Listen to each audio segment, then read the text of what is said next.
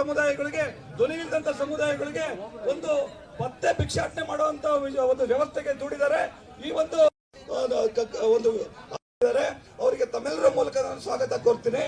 ಅದೇ ರೀತಿ ನಮ್ಮ ಚೀಫ್ ವಿಪ್ ಆದಂತಹ ಶ್ರೀ ಎನ್ ರವಿಕುಮಾರ್ ಸಾಹೇಬರು ಬಂದಿದ್ದಾರೆ, ಅವರಿಗೂ ಸಹ ನಾನು ಸ್ವಾಗತ ಬಯಸ್ತೀನಿ.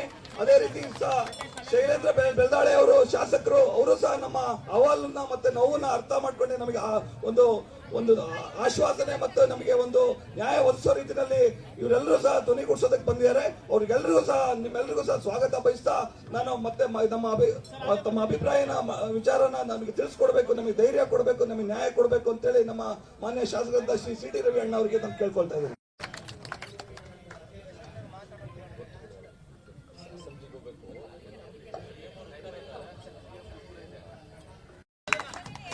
बोलो भारत माता की, ಭಾರತ್ ಮಾತಾ ಕಿ.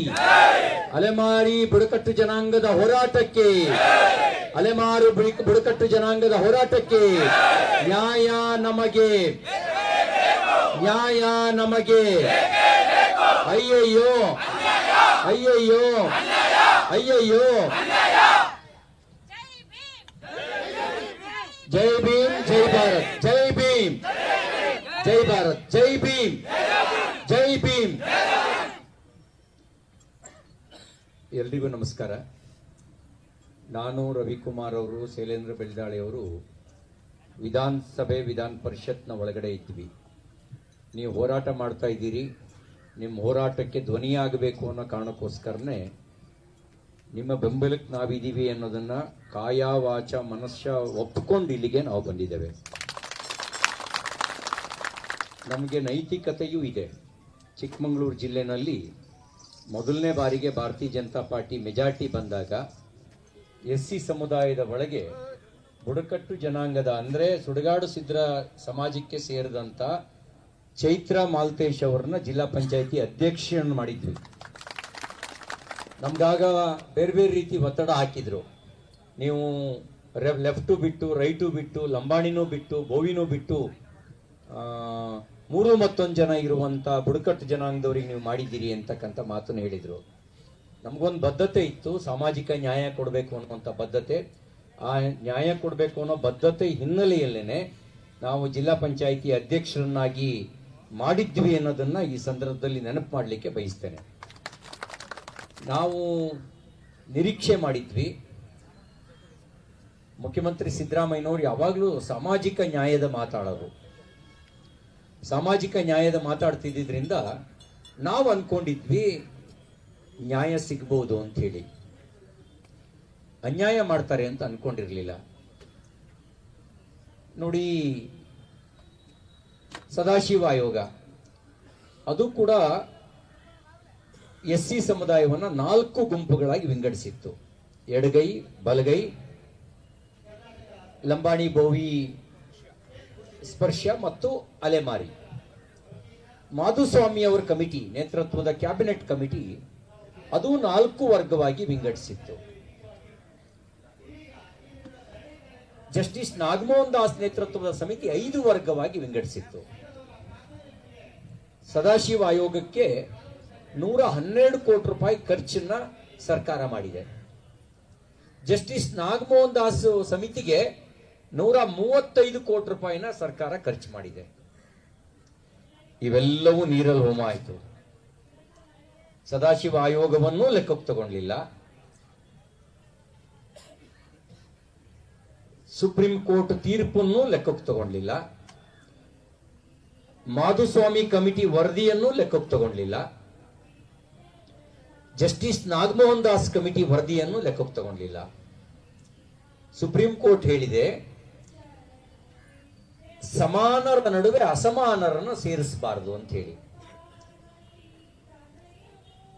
ದಸರಾ ಕುಸ್ತಿ ಕ್ರೀಡಾಕೂಟ ನಡೆಯುತ್ತೆ. 80 kg ವಿಭಾಗದವರ ಜೊತೆಗೆ 20 kg ಅವರನ್ನು ಸೇರಿಸೋದಿಲ್ಲ. 120 kg ಅವರ ಜೊತೆಗೆ 60 kg ಅವರನ್ನು ಸೇರಿಸೋದಿಲ್ಲ.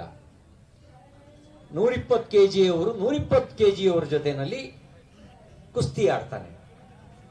ಆದ್ರೆ ಈಗ ಸಿದ್ದರಾಮಯ್ಯನವರು ಸಾಮಾಜಿಕ ನ್ಯಾಯದ ಹೆಸರಿನಲ್ಲಿ ಸಾಮಾಜಿಕ ಅನ್ಯಾಯ ಮಾಡಿದ್ದಾರೆ. ಇದು ಸಾಮಾಜಿಕ ಅನ್ಯಾಯ.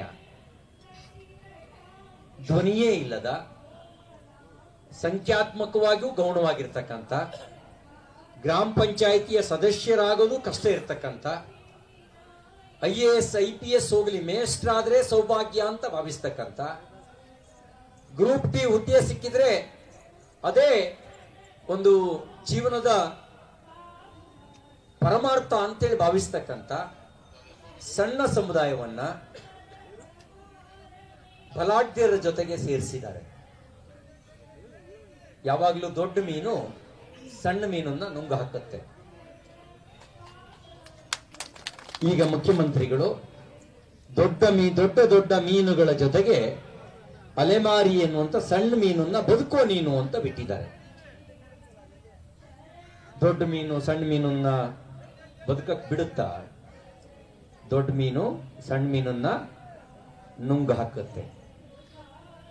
ಇದು ಸಾಮಾಜಿಕ ಅನ್ಯಾಯ. ಇದು ನ್ಯಾಯ ಕೊಟ್ಟಿರೋದಲ್ಲ, ಮಾರ್ಜಾಲ ನ್ಯಾಯ ಅಂತ ಒಂದು ಪಂಚತಂತ್ರದಲ್ಲಿ ಒಂದು ಕತೆ ಬರುತ್ತೆ. ಬೆಕ್ಕಿಗೆ ನ್ಯಾಯ ಕೊಡುವಂತ ನ್ಯಾಯಾಧೀಶನ ಸ್ಥಾನ ಕೊಟ್ರೆ ಮೊದಲದು ರೊಟ್ಟಿಯನ್ನ ಮುಕ್ಕಾಲು ಭಾಗ ಕಾಲು ಭಾಗ ಮಾಡಿಬಿಡುತ್ತಂತೆ. ಆಮೇಲೆ ಇಲ್ಲ ಆ ಕಡೆ ಮುಕ್ಕಾಲಾಗಿದೆ ಈ ಕಡೆ ಕಾಲಾಗಿದೆ ಅಂದ್ರೆ ಅಲ್ಲಿರೋ ಅರ್ಧನ್ ತಿಂದು ಬಿಡುತ್ತಂತೆ. ಈಗ ಅನ್ನತ್ತಂತೆ, ಈಗ ಇದು ತೊಡೆದಾಗುತ್ತೆ, ಅವಾಗ ಇದನ್ನು ತಿಂದು ಬಿಡುತ್ತಂತೆ. ಆಮೇಲೆ ಅದನ್ನು ತೋರಿಸಿ ಒತ್ತೊಡೆದಾಗಿದೆ, ಅದನ್ನು ತಿಂದು ಬಿಡುತ್ತಂತೆ. ಮುಖ್ಯಮಂತ್ರಿಗಳು, ಕಾಂಗ್ರೆಸ್ ಸರ್ಕಾರ ಈಗ ಮಾಡಿರೋದು ಮಾರ್ಜಾಲ ನ್ಯಾಯ, ಮತದ ರಾಜಕಾರಣ, ಸಂವಿಧಾನದ ಆಶಯಕ್ಕೆ ವಿರುದ್ಧವಾಗಿ ಮಾಡಿರತಕ್ಕಂಥ ಅನ್ಯಾಯ ತೀರ್ಮಾನ. ಸುಪ್ರೀಂ ಕೋರ್ಟಿನ ಆಶಯಕ್ಕೆ ವಿರುದ್ಧವಾಗಿ ಒಳ ಮೀಸಲಾತಿ ಯಾಕೆ ಅಂಥೇಳಿ ಕೊಡಬೇಕು ಅನ್ನೋದನ್ನ ಸುಪ್ರೀಂ ಕೋರ್ಟ್ ಚಂದ್ರಚೂಡ್ ಅವರ ನೇತೃತ್ವದ ಚೀಫ್ ಜಸ್ಟಿಸ್ ಅವರ ನ್ಯಾಯಪೀಠ ವಿವರವಾಗಿ ಎಕ್ಸ್ಪ್ಲೈನ್ ಮಾಡಿದೆ, ಯಾಕೆ ಒಳ ಮೀಸಲಾತಿ ಅಂತ. ಅದಕ್ಕೆ ವಿರುದ್ಧವಾಗಿ ಸಿದ್ದರಾಮಯ್ಯನವರು ಮಾಡಿದ್ದಾರೆ. ಮಾನ್ಯ ಮುಖ್ಯಮಂತ್ರಿಗಳೇ, ರಾಜಕಾರಣದಲ್ಲಿ ಮತ ಪಡೆಯೋದಷ್ಟೇ ಯಶಸ್ಸಲ್ಲ. ಧ್ವನಿ ಇಲ್ಲದ ಜನರಿಗೆ ಧ್ವನಿಯಾಗೋದು ರಾಜಕಾರಣದ ಮುಖ್ಯ ಉದ್ದೇಶ ಆಗಬೇಕು. ನೀವು ನಂಬಿಕೆ ದ್ರೋಹ ಮಾಡಿದ್ದೀರಿ, ನಂಬಿಕೊಂಡವರಿಗೆ ದ್ರೋಹ ಮಾಡಿದ್ದೀರಿ. ನೀವು ಅನ್ಕೊಂಡಿರ್ಬೋದು ಸಂಖ್ಯಾತ್ಮಕವಾಗಿ ಇವ್ರ ಲೆಕ್ಕಕ್ಕಿಲ್ಲ ಅಂತ ಹೇಳಿ. ಒಂದು ಸಣ್ಣ ಕಿಡಿ ಅದು ಊರು ಸುಡುತ್ತೆ ಅನ್ನೋದನ್ನು ನೆನ್ಪಿಟ್ಕೊಳ್ಳಿ. ಕಿಡಿ ಸಣ್ಣದೆ, ಆದ್ರೆ ಆ ಸಣ್ಣ ಕಿಡಿಯನ್ನು ನಿರ್ಲಕ್ಷ್ಯ ಮಾಡಿದ್ರೆ ಅದು ಊರು ಸುಡುತ್ತೆ. ನೀವು ಮಾಡಿರುವಂತ ಅನ್ಯಾಯವನ್ನ ಇವತ್ತು ಅಲೆಮಾರಿ ಸಮಾಜದ ಒಳಗೆ ಹೊತ್ತಿರ್ತಕ್ಕಂಥ ಕಿಡಿ ಏನಿದೆ, ಆ ಕಿಡಿ ಒಂದು ದಿನ ಜ್ವಾಲೆ ಆಗತ್ತೆ. ಜ್ವಾಲೆಯಾಗಿ ಅನ್ಯಾಯ ಮಾಡಿರುವವರಿಗೆ ತಕ್ಕ ಪಾಠವನ್ನ ಕಲಿಸುತ್ತೆ ಅಂತಕ್ಕಂಥ ಮಾತು ಹೇಳಲಿಕ್ಕೆ ಬಯಸ್ತೇನೆ. ವಿಧಾನಸಭೆಯಲ್ಲಿ ಇವತ್ತು ನಾವು ಸಭಾಪತಿಗಳನ್ನು ಭೇಟಿ ಮಾಡಿದ್ವಿ. ಅಜೆಂಡಾದೊಳಗೆ ಇರಲಿಲ್ಲ. ನಾವು ಕೇಳಿದ್ವಿ, ಒಬ್ಬರು ಮಾತಾಡ್ತೀವಿ, ಅವಕಾಶ ಕೊಡಬೇಕು ಅಂತ ಹೇಳಿ. ಆಯ್ತು, ಮಾತಾಡಿ ಪ್ರಶ್ನೋತ್ತರದ ನಂತರ ಅಂತ ಹೇಳಿದ್ದಾರೆ, ಬಿಲ್ ನಂತರ ಮಾತಾಡಿ ಅಂತ. ನಮ್ಮೆಲ್ಲರ ಪರವಾಗಿ ನಾವು ತೀರ್ಮಾನ ಮಾಡಿದೀವಿ ರವಿಕುಮಾರ್ ಅಲ್ಲಿ ಮಾತಾಡಬೇಕು ಅಂತ ಹೇಳಿ. ಯಾಕೆ ಅಂದ್ರೆ ಅಜೆಂಡಾದಲ್ಲಿ ಇದ್ದಿದ್ರೆ ನಾವೆಲ್ಲ ಮಾತಾಡ್ಬೋದಿತ್ತು. ಅಜೆಂಡಾದಲ್ಲಿ ಇಲ್ಲದೆ ಇದ್ದಿದ್ರಿಂದ ನಾವು ಯಾರು ಒಬ್ರು ಮಾತಾಡೋದು ಅಂತ ಡಿಸೈಡ್ ಮಾಡ್ಕೊಂಡಿದ್ದೀವಿ. ಇವತ್ತು ಧ್ವನಿ ಇಲ್ಲದ ನಿಮ್ಮ ಪರವಾಗಿ ಧ್ವನಿ ಎತ್ತೀವಿ. ಬಹುಶಃ ನಿಮ್ಮ ಹೆಸರೇನು ಹೇಳಿದ್ರಿ? ಚಂದ್ರು. ಲೋಹಿತ್ತು ಯಾವಾಗ್ಲೂ ನಮಗೆ ಬೆನ್ನು ಹತ್ತಾ ಇದ್ದ. ಬೆಳಗಾಮಿನ ನಿಮ್ಮ ಹೋರಾಟದಲ್ಲಿ ನಾನು ಭಾಗವಹಿಸಿದ್ದೆ, ಅವತ್ತು ಭಾಗವಹಿಸಿದ್ದೆ.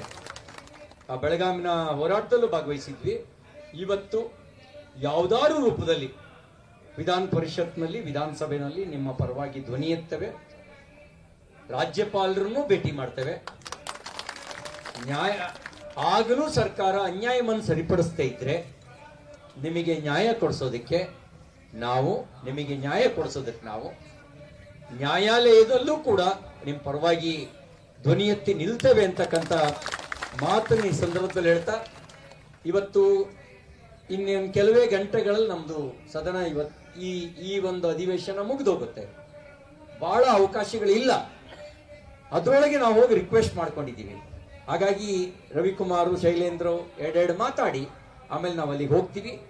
ಒಂದು ನಂಬಿಕೆ ಇಟ್ಕೊಳ್ಳಿ, ನಾವು ಅನ್ಯಾಯಕ್ಕೆ ಬೆಂಬಲಿಸೋಲ್ಲ, ನ್ಯಾಯದ ಪರ ನಿಂತ್ಕೊಳ್ತೇವೆ, ಹೋರಾಟವನ್ನು ಮಾಡ್ತೇವೆ, ಒಳಗೂ ಧ್ವನಿ ಎತ್ತೇವೆ. ಇದು ದೊಡ್ಡ ಮೀನು ಸಣ್ಣ ಮೀನು ತಿನ್ನೋದಕ್ಕೆ ಅವಕಾಶ ಕೊಟ್ಟಿರೋದು ಇದು ರಾಕ್ಷಸ ನೀತಿ ಆಗತ್ತೆ, ರಾಜನೀತಿ ಅಲ್ಲ. ಮಾನ್ಯ ಮುಖ್ಯಮಂತ್ರಿಗಳೇ, ನೀವು ರಾಜಧರ್ಮವನ್ನು ಬಿಟ್ಟಿದ್ದೀರಿ, ರಾಕ್ಷಸ ಧರ್ಮವನ್ನ ಈ ವಿಷಯದಲ್ಲಿ ಅಳವಡಿಸ್ಕೊಂಡಿದ್ದೀರಿ. ಪ್ರಜಾಪ್ರಭುತ್ವದಲ್ಲಿ ರಾಕ್ಷಸದ ಧರ್ಮ ಇರಬಾರ್ದು, ಅಲ್ಲಿ ರಾಜಧರ್ಮ ಮಾತ್ರ ಇರಬೇಕು. ಆ ರಾಜಧರ್ಮಕ್ಕೋಸ್ಕರ ತಮ್ಮ ನಿರ್ಣಯವನ್ನು ಮರುಪರಿಶೀಲನೆ ಮಾಡಬೇಕು.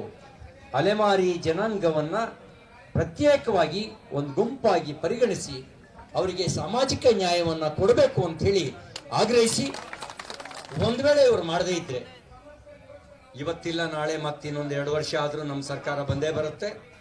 ನಾವು ಈ ನಿರ್ಣಯವನ್ನು ಪರಾಮರ್ಶೆ ಮಾಡ್ತೇವೆ. ಅಲೆಮಾರಿ ಜನಾಂಗಕ್ಕೆ ಪ್ರತ್ಯೇಕವಾಗಿರ್ತಕ್ಕಂಥ ಒಳ ಮೀಸಲಾತಿಯನ್ನ ಕೊಡ್ತೇವೆ ಅಂತಕ್ಕಂಥ ಮಾತನ್ನ ಈ ಸಂದರ್ಭದಲ್ಲಿ ಹೇಳಿ ನನ್ನ ಮಾತು ಮುಗಿಸ್ತೇನೆ. ಭಾರತ್ ಮಾತಾ ಕಿ, ಕೈ ಮುಷ್ಟಿ ಕಟ್ಟಿ ಜೋರಾಗಲಿ, ಭಾರತ್ ಮಾತಾ ಕಿ. ಅಲೆಮಾರಿ ಜನಾಂಗದ ನ್ಯಾಯಯುತ ಹೋರಾಟಕ್ಕೆ, ಅಲೆಮಾರಿ ಜನಾಂಗದ ನ್ಯಾಯಯುತ ಹೋರಾಟಕ್ಕೆ. बोलो भारत माता की. ಅಲೆಮಾರಿ ಅಲೆಮಾರಿ ಸಮುದಾಯದ ಹೋರಾಟಕ್ಕೆ, ಅಲೆಮಾರಿ ಸಮುದಾಯದ ಹೋರಾಟಕ್ಕೆ. ಹೆಚ್ಚು ಸಮಯ ತೆಗೆದುಕೊಳ್ಳಕ್ ಹೋಗಲ್ಲ. ನಾವು CT ರವಿಯವರು, ನಮ್ಮ ಶೈಲೇಂದ್ರ ಬೆಲ್ದಾಳೆ ಅವರು, ಲೋಹಿತ್ ಅವರು, ಚಂದ್ರು, ಮಾರಪ್ಪ ಅವರು, ನಾವೀಗೇನು ನಿಮ್ಮನ್ನು ಉದ್ದೇಶಿಸಿ ಮಾತಾಡ್ತಾ ಇದ್ದೇವೆ. ನಾನು ಒಂದು ಮಾತು ಭರವಸೆಯನ್ನ ಕೊಡ್ತೇನೆ. ನಾವು ನಿಮ್ಮ ಪರವಾಗಿದ್ದೇವೆ, ಅಂಬೇಡ್ಕರ್ ಪರವಾಗಿದ್ದೇವೆ, ಜಸ್ಟಿಸ್ ನಾಗಭವನ್ ದಾಸ್ ವರದಿ ಏನ್ ಹೇಳಿತ್ತು ಅದರ ಪರವಾಗಿದ್ದೇವೆ, ಸದಾಶಿವ್ ವರದಿಯ ಪರವಾಗಿದ್ದೇವೆ, ಸುಪ್ರೀಂ ಕೋರ್ಟ್ ಜಡ್ಜ್ಮೆಂಟ್ ಏನ್ ಬಂದಿದೆ ಅದರ ಪರವಾಗಿದ್ದೇವೆ, ಮಾಧುಸ್ವಾಮಿ ಅವರು ಏನು ವರದಿಯನ್ನು ಕೊಟ್ಟರು ಅದರ ಪರವಾಗಿದ್ದೇವೆ, ಸಿದ್ದರಾಮಯ್ಯ ಅವರು ಏನು ಹೇಳಿದರೆ ಅದರ ಪರವಾಗಿಲ್ಲ ಅನ್ನುವಂಥದ್ದನ್ನು ನಾನು ಹೇಳೋದಕ್ಕೆ ಬಯಸಿದ್ದೆ. ಸಿದ್ದರಾಮಯ್ಯ ಅವರಿಗಿಂತ ಬೇಕಾ ಸಮಾಜನ ಅರ್ಥ ಮಾಡ್ಕೊಂಡಿರೋರು? ನಾನೇನಾರು ಅದೇ ಸ್ಥಾನದಲ್ಲಿ ಇದ್ದಿದ್ರೆ ಫಸ್ಟ್ ಬೀದಿಯಲ್ಲಿರ್ತಕ್ಕಂಥವ್ರಿಗೆ ನೆಲೆ ಇಲ್ದೇನೆ ಅಲೆಮಾರಿಯಾಗಿ ಅಲೆಮಾರಿಯಾಗಿ ಮನೆ ಇಲ್ದೇನೆ ಆಸ್ತಿ ಇಲ್ದೇನೆ ಏನು ಇಲ್ದೇನೆ ತಿರುಗಾಡ್ತಾ ಇರ್ತಕ್ಕಂಥವ್ರ ಬಗ್ಗೆ ಮೊದಲು ಕಾಳಜಿ ವಹಿಸ್ಬೇಕು. ಅವರಿಗೆ ಸಂವಿಧಾನ ಇರೋದು, ಅವರಿಗೆ ಸರ್ಕಾರ ಇರೋದು. ಅಂಬೇಡ್ಕರ್ ಏನ್ ಹೇಳಿದ್ದಾರೆ? ಸರ್ಕಾರ ಇದ್ರೆ ಮೊದಲು ಯಾರ ಪರವಾಗಿ ಧ್ವನಿ ಎತ್ತಬೇಕು?